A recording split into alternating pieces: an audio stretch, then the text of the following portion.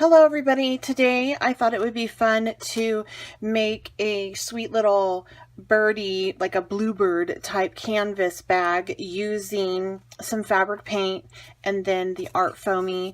This is a Rita Barakat foam stamp, and it's really great for what I'm going to use it with. And this is some new fabric paint by Plaid. It's called Fabric Creation. So I decided to pick out a couple colors, and I'm actually going to use my gel press plate to do this today.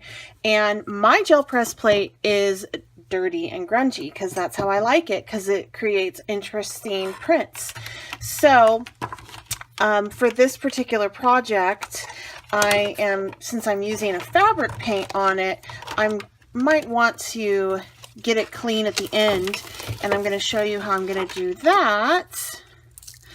But for now, we're going to go ahead and just get started.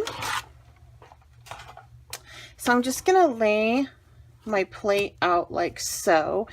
And for this project, I am going to be using the mixed media journal that I have to color off my excess so I don't waste it. And if I have any like prints or anything else that I want to do, you know, like if there's residual of this, I can lay this down on it and get that into my journal. This is upside down though, so I have to keep that in mind. And it will provide for me a really great journal page at the end, and if I hate it, then that's okay too. I can just, you know, white gesso over it and call it good. So the first thing I want to do is I want to start to lay out some ink, and I'm going to lay out first this beautiful navy color. And this is fabric paint, so it might be a little bit thinner in consistency and texture, which is totally fine. To include that African violet, but purple is a tricky color. You want to think about your color family, you know, your color theory as you mix paints like this, because you don't want to end up with mud. And pretty much the only thing that you can do with purple that will not give you mud is you can mix it with reds or blues, but you don't want to mix it with yellows or oranges. So what I'm going to do is I'm actually going to stamp the bird with the purple on top of the canvas after I get done jelly pressing the front of my little tote. So as you can see, this is a new bottle. So that way it'll really pop. I am going to add some texture to this as well with just a regular old packing material. Give some bubbles, right? And then if I'm stressed, I can just pop the bubbles. But first, I just want to lay down the navy. And this is a dark color, so I want to lighten it a bit with some white. Don't want it to be too dark. This is just going to provide the base right now. So by adding in some white, that'll also you know, hopefully have the intensity of the color a little less. So I'm just going to go ahead and get that laid out first.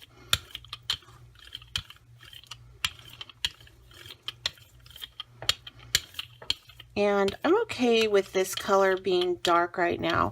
Now, since my canvas bag is bigger than my jelly press, isn't that beautiful? I am going to go ahead and move it around. So it's not going to be this perfectly uniform type thing.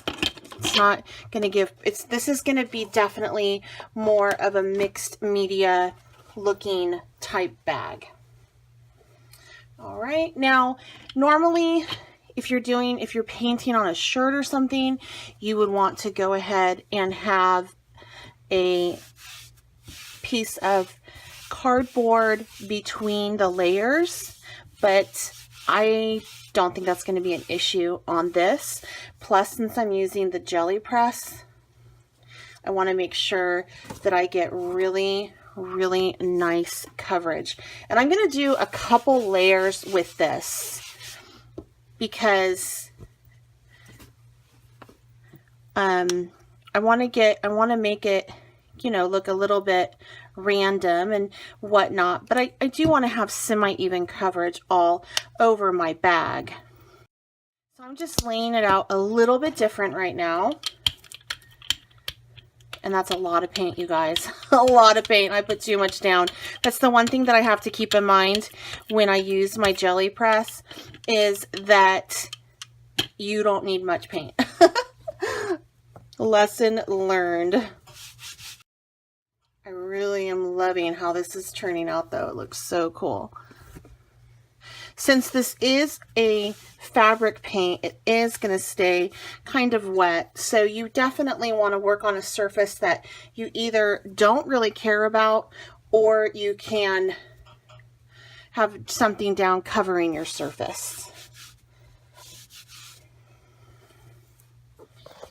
Oh, I'm loving how this is turning out. And again, I'm just going to do one side, and I already have some paint on the back. So what I may do at the end is I may just take my brayer and brayer on the back to make it look intentional. But I'll do that at the end. See, I'm getting it over here. I don't care that this is my work surface, so it's all good. But that's just kind of how it runs when you're working with paint and mixed media. Okay, so I'm kind of liking that. I'm going to do it one more time so I can get up here in this corner. And then I'm going to lay down the next layer.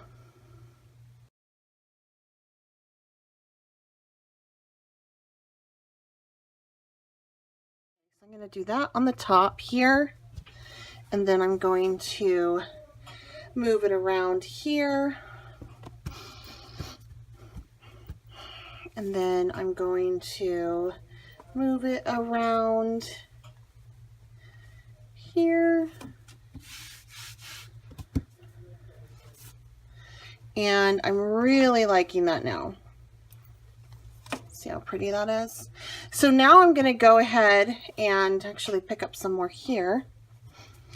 I'm going to go ahead and lay out my lighter blue on this. I'm still getting some of the edges. And also, you guys, this paint does not set until it's been heat set. So I can totally go over this with a wet paper towel and clean up my spot. So that's why I'm also not really worried that I'm making a mess on my workspace. All right. Okay, so that is looking super cool. So I'm going to set this aside for just a minute, and I'm going to go back to my canvas, and I'm just going to clean off my brayer here. The reason why I'm working on canvas is because I think canvas is a fabric, so there we go. When you store your brayer, you want to store it on its back, because if you store it like this, if you lay it down like this, not only will you get paint all over your surface, but you also will start to get an indentation on your roller, and we don't want that. Okay, so next I'm going to actually start in with some lighter color, which is going to be this gorgeous aqua.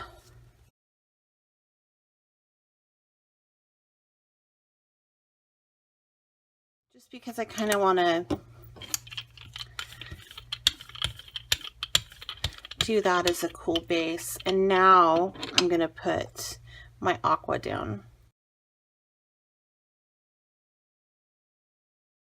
Then I'm going to take this and put a little bit of extra texture into my print.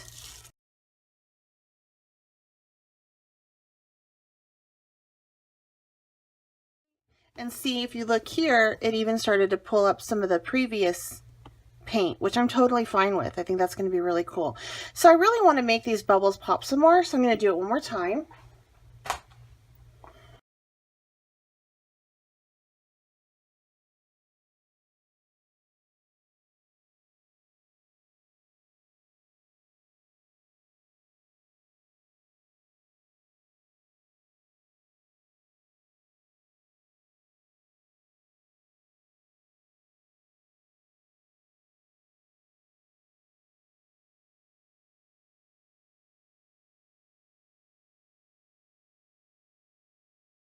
So I think that this is ready for my little bird.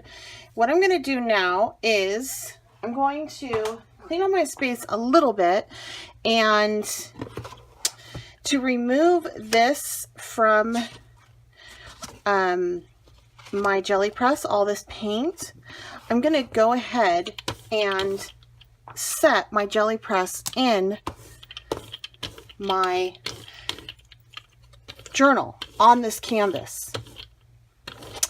And I'll set it there overnight, and what that will do is it'll help remove most of that paint. And then I will have not really a clean press, because I don't really do clean, but it'll remove most of that paint and it won't go to waste. So I'm just going to take in my canvas and flip that over like that. And I'm going to set it aside so that it can set up. And I'm going to clean up my space, and then I will be right back so we can add our bird. Okay, so as you can see, this cleaned up really well. Just a little bit of, I use a all natural cleanser, and it came up really nicely. This doesn't set until you heat set it. So this is a water soluble fabric paint, which is super cool, because if you make a mistake, you can just wash it off with some water and a little bit of elbow grease, right? What I'm doing right now is, before I lay my stamp down, I'm picking up any excess paint that may be super wet and sticky, so that I can at least lay my image down. So I'm just going over with a paper towel, and I'm going to take my heat gun and kind of dry it for a little bit to help it set up. So this does stay tacky for a little bit. It is still semi-wet to the touch, and you have to let it dry for 24 hours, and then after it's done drying, you're going to heat set it with your iron. You're going to take a piece of parchment paper and lay it down, and then take your iron and just press. You don't want to probably go back and forth, because that'll ruin your image, so you're just going to press.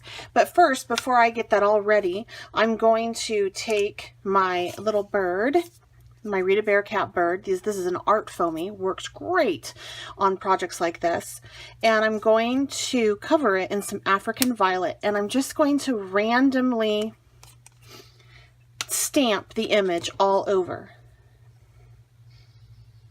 So I'm putting my paint directly on my little sponge applicator, and I'm just going to paint the bird. These foamies are wonderful because you can just rinse them under hot soapy water to clean them, and you're good to go. All right. Plus, they're thick enough on the side that I can hold the bird. I can hold the bird and move him and not ruin any of the medium that I have laid on him. So I won't get any fingerprints in them.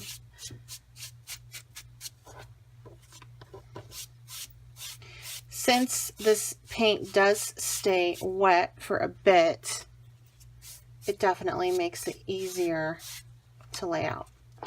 All right, so I'm going to make sure that I stamp this image off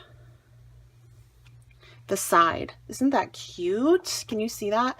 Off the side. I don't want everything to be in the center. Like, that doesn't, it looks weird when you do that. I think you don't want, like, you need some of your stamping to go off the edge when you're doing random stamp patterns like this. Okay. And then I'll have it come in over here. And I'm going to have a big flower that I'm going to put over on this corner. So this will be kind of fun. He'll be upside down, peeking out of the flower. Oh, so cute. I love it already. And the purple is working on this, and I'm not worried about it turning to mud because, like I said, my base color is blue. So when you are doing gel presses with a water soluble especially, which this is until it's heat set, you want to make sure that you keep in mind what colors you're combining. You want to keep your warms with your warms and your cools with your cools. So your yellows, your orange, your reds, those all need to stay together in one family, along with your pink on that. Your blues and greens, those type colors that are blue based can be in another family. And then purple can only be mixed with blue or red. That's the only time that you can use purple and not get mud. Now, if you're going for that, you know, that mud look, then if you want that brown, that rustic look, then by all means, go for it. But on this project, I didn't want that look. Sometimes I do want that look, you know. So this is turning out super duper cute. Oh my goodness. How fun is this?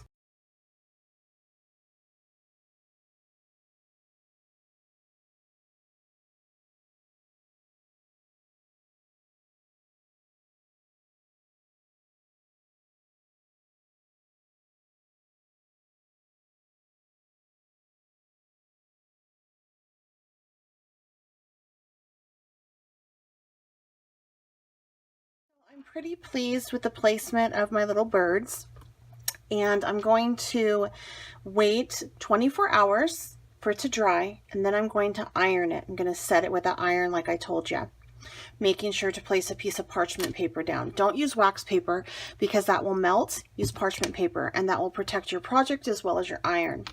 I will come back in tomorrow and show you how I'm going to finish off the topper on this, and yeah. So anyway, I will see you in a few. So I let it dry, and then I ironed it by putting a thin like tea towel over it and just setting the iron on to get the color to be permanent, because this is a water-based color until it is set. Make sure that when you're using fabric paint, you always check the back of the directions just to make sure if you need to set it or not. A lot of them you do. This plaid one you do, but it is so pretty. I think it's so cute. So now I'm going to go ahead and I'm just going to finish it off by putting a nice little topper, and I already have the back done as to save time. To do this, I'm going to be using some fabric tack glue by Supertite. It's their fabric glue. I believe they have some new packaging now perhaps, so you can go ahead and still find it over on their website. I have the link provided down below as well as a coupon code. This is my favorite by far fabric tack I've ever used. It's pretty quick to set up, it dries clear, and it really holds. I've made stuff with this and I've washed things with it, and it's really fantastic. So I'm first going to lay down my lace, and it's a big lace panel, well, larger. So I'm just going to set that out first, and I'm going to grab my lace from behind because, like I said, I've already done the back, and then I'm just going to lay that out. I'm just going to use this to kind of smooth it out.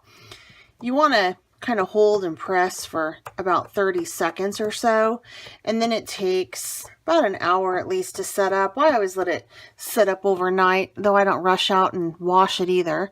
So, and then this one, put a little bit more down here.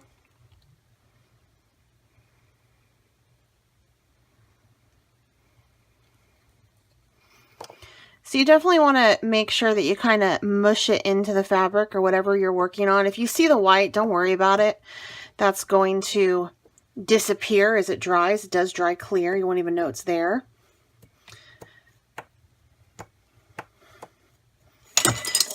So just kind of using this to, it's just something that was on my workspace to get that all set up and settled in. And then once this sets up, I'm going to add my row of purple bling. And this just gives a nice finished look to the piece.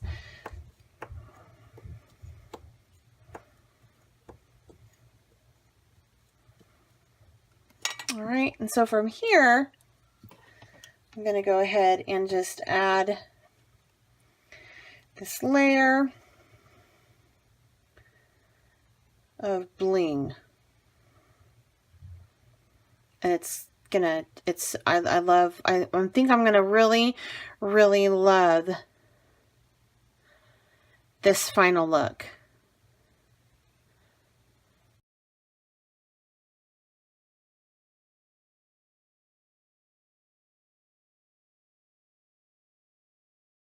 Make sure I can still open it. Yep.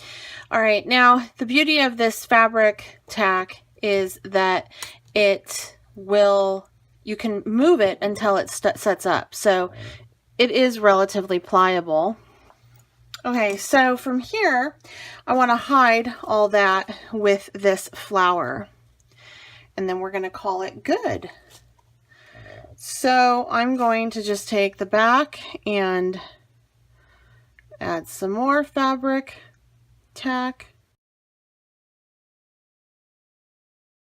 Holding it for about 30 seconds. I'm about at 15 seconds right now.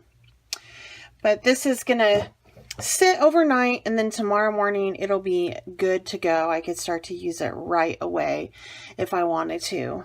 I think I'm going to give it in a gift though. I think it's so cute. Okay, so that's been 30 seconds, and this is my finished little bag. Isn't that darling? So cute, right? All right, please make sure you check out my links below so you can get your hands on some of these awesome products that I've used today to create this little canvas bag. If you haven't subscribed to my channel, please go ahead and do so, and give this video a thumbs up, and feel free to share. Until next time, happy crafting!